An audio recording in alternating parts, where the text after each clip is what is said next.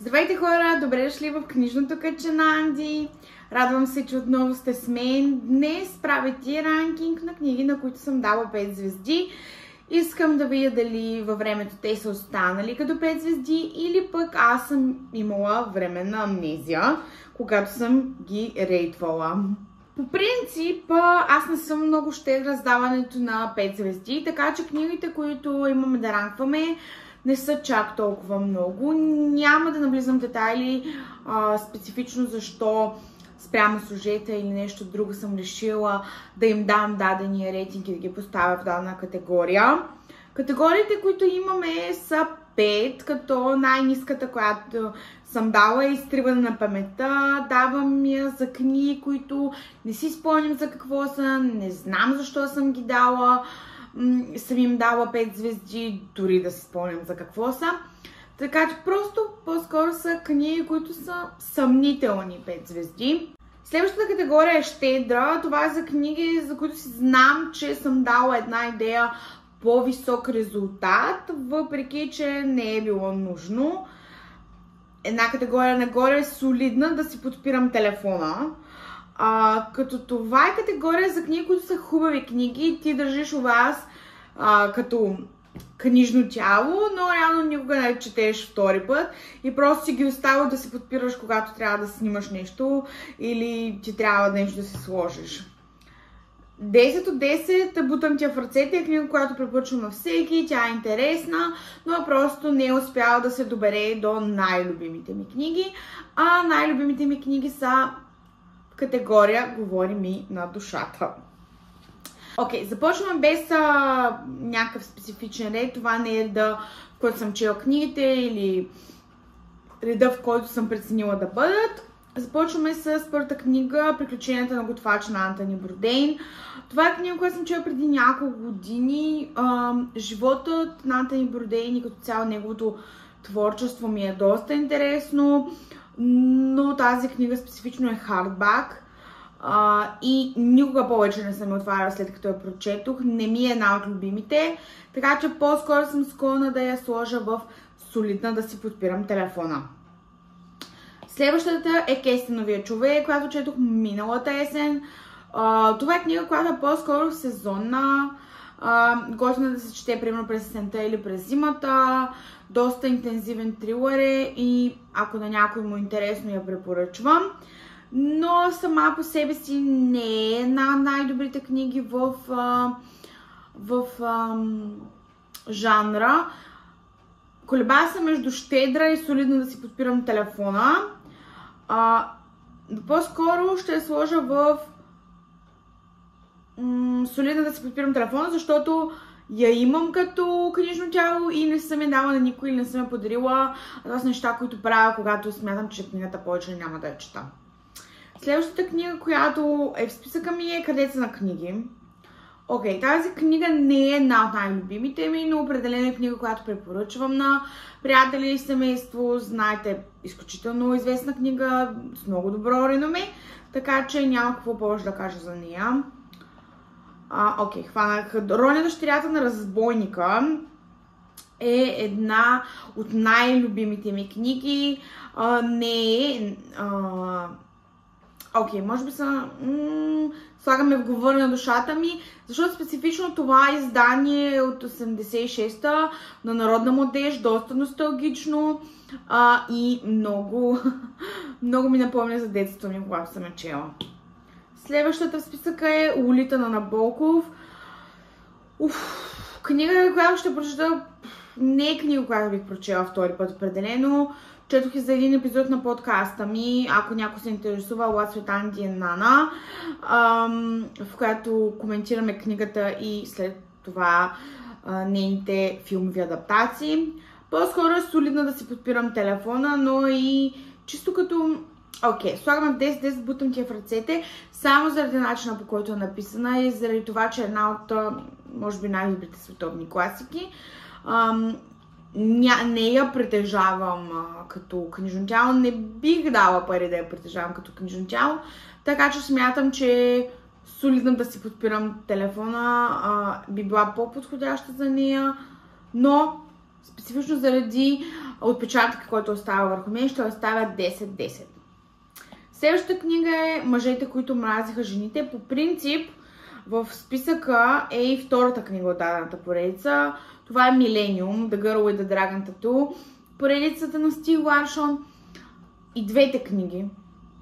Аз бих сложила първата в Говоря на душата ми и във втората 10 от 10 бутам ти в ръцете, защото са изключително интересни, изключително динамични. Героинята е повече от прекрасно написана, както и историята. Така че препоръчвам силно. Особени сезони на Стивън Кинг прочетох и реално си спомням само един от 4 разкази, които са в книгата. То е Изкуплението Шоушенк. Така че поставям тази книга в графата щедра. Следващата е Парфюмът, историята на един убиец, за която ви говорих в миналото ми видео. Това е една от най-любимите ми книги, който е прочетен никога няма да сгреши. Дневникът на Бриджит Джонс, изтриване на паметта, определено изтриване на паметта. Нямам представа защо съм ми дала 5 звезди. Явно съм била емоционално нестабилна. Германия, мръсна приказка на Виктор Пасков. Говори на душата ми. Това е от топ 5 на любимите ми книги, топ 1. Препоръчвам на всеки. Буквално всичките ми приятели са я чели. Каквото и да стане, ако умра, ще я взема със себе си. Това е най-добрата книга според мен. Писана някога.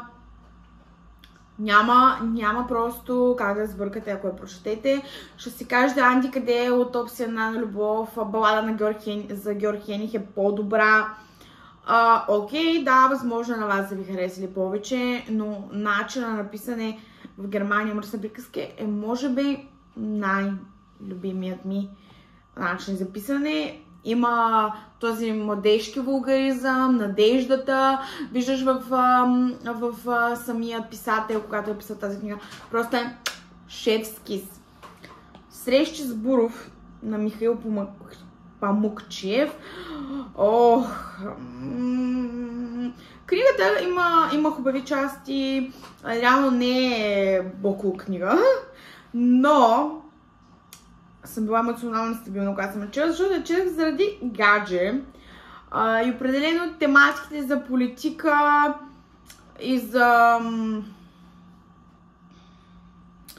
политика, за предприемачество не са ми най-интересните. Така че определено бих сложила Срещи с Буров в щедра, а не толкова в 5 звезди, както съм ми дала. Алчни крале. Сега се чудите, Анди, къде е 6 врани? Анди е дала на 6 врани 4 точки, дори не си спомням. Но по принцип 6 врани поредицата говори за на душата ми. И препоръчвам на всеки, който харесва фентези да я прочете. Но втората книга, само защото двама от главните герои се докоснаха ръцете, 5 точки, 5 звезди. Няма как просто да не сложим Алчни крале в 5 звезди, говоря на душата ми. Следващата е We All Feminist. Не мога да произнеса дори името на авторката, но тя е много хубав лауреат за мир от Нигерия е. Книгата е много хубава книга, но ако ми питате сега, бих казала щедра, но тъй като темата е такава, където не се променя с времето, дори емоционалното състояние на Анди да се променя, по-скоро ще сложим в солидна да си подпирам телефона. Определено бих я оставила вкъщи и в някакъв момент бих я дала на някой да я прочете или бих я прочела отново, но този момент не е настъпил. Anything You Want. Тази книга не знам каква е. Дори не знам, не бих казала щедра, защото не си спомням нищо. Изтриване на паметта. Не защото искам да ми изтриват паметта, защото вече май са изстрели. Не си спомням за какво става въпрос дори. Омразата, която сееш, е почти като We Should All Be Feminist, просто защото темата е такава, където не се променя с времето, дори на Анди вижданията да се променят. Така че по-скоро оставя в солидно да си подпирам телефона, но не и в една от любимите ми. Хюга. Сега ще кажа, Анди, ти слагаш някакви книги с супер интересна тематика и важна в Сулин да си подпирам телефона. Ама праскаш в 10 от 10 любимите ти книги. И да, Хюга е една от любимите ми книги, просто защото аз съм човек, който много се интересува от щастието, от създаването на уют, от статистически данни, свързани с това. Както и също ми е интересно като цяло живота и привичките на скандинавските народи, така че просто няма как да не я сложа в 10 от 10, защото темата ми е интересна на мен. Не я препоръчвам на някой, който не му е интересна темата, но на мен темата ми е много интересна. Аз още броя дните на Бардаров. Просто защото историята е добре написана и защото наистина е много интересна книга, която е вдъхновена от истински случаи. Няма как да ни я сложим 10 от 10, но за мен е между тези двете. Фредерик Бакман е книгата, която най-скоро съм дала най-скоро съм ми дала 5 звезди. Не говори на душата ми, определено обаче 10 от 10. Просто не мога да релегна на темата толкова добре, защото на мен не ми се е случвало, не е имало такава ситуация, каквато се говори в книгата за мен. Но определено е много добре написана, кратка книга и ако темата е важна за теб, разбирам защо бих ти я препоръчала. Образована, солидно да си подпирам телефона. Това е книга, която е доста интересна, когато я четеш, но не мисля, че е книга, която би препоръчала, просто защото тематиките са доста трудни. Няма как да й дам щедра, просто защото е автобиография и да дам щедра на личните опити, на личните преживявания на друг човек би било грозно. Също се отнася и за Радвам се, че мама умря. Отново ще сложа солидно да си подпирам телефона, просто защото е много биографична, с много тежка тематика, с много тежки разкази, но просто не говори на мен, не е свързана с мен, не мога да се свържа с нея на по-дълбоко ниво. Да се изгубиш нарочно е една от по-любимите ми книги в топ категорията ни, но не е за всеки, не е книга, която бих чела отново и отново. Просто е доста интересна книга, кратичка и препоръчвам на някой, който го интересува такива приключенски работи, особено или го интересува природата, историята на България, препоръчвам. Кери Сото се завръща. Солидна да си подпирам телефона, определено интересна книга. Просто ако нямате интерес към тенис, ако нямате интерес към множество времеви линии, по-скоро не е подходяща за вас, но ако имате такива интереси и такива книги са ви интересни, определено ви я препоръчвам. Една от по-добрите книги на Тейлър Дженкинс Рид, това мога да кажа.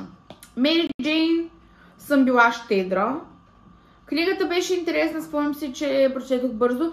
Просто, ако ме накарате да ви разкажа в детайл, не мога да си спомня за какво ставаше на въпрос. В като вагина, сега това тук ще ме цензурират YouTube, но аз съм щедра. Книгата е добре написана, тя е по-скоро такава, която да популяризира сексуалното образование в училищата и е подходяща за тинейджерки, които още не познават тялото си, нали? По-скоро е подходяща за материал за тинейджери. Но съм била щедра, когато съм ми дала 5 звезди. Явно съм решила, че темата за сексуалното здраве е важна и е трябвало да образоваме децата. Но на този етап не мисля, че ми е от любимите. Виктор Пасков стихотворения. Даваме и 10 от 10, защото тук има емоционална част на мен, защото по принцип Виктор Пасков умря през 2010-2012, нещо такова беше години. И тъй като ви казах, той ми е един от най-любимите автори. Няколко години след смъртта му откриха стихотворения, които той не е публикувал при живе и издадоха този сборник от стихотворения. И просто на емоционално, носталгично ниво той говори с тялото ми. Самите му стихотворения като поезия по-скоро са, бих била щедра, ако кажа, че са добри, но заради носталгичното, ако Виктор Басков ви е любим автор, ако поезията ви е интересна като цяло, бих препоръчала. Окей, ами доста кратко видео се получи, но какво можем да кажем като аутро на видеото? Определено книгите, които съм дала 5 звезди, са се запазили като 5 звезди, повечето от тях. Имало е явно някакви моменти, където съм се чудила колко звезди да дам и съм била емоционална и съм дала повече звезди, но сами по себе си тези книги са доста добра извадка на това какво аз давам, на какво давам аз 5 звезди като рейтинг. Така че, ако ви е интересно да правя такива тир ранкинг видеа, ще се радвам да оставите коментар или пък идея на какво друго мога да правя тир ранкинг. Благодаря ви, че бяхте с мен и до скоро!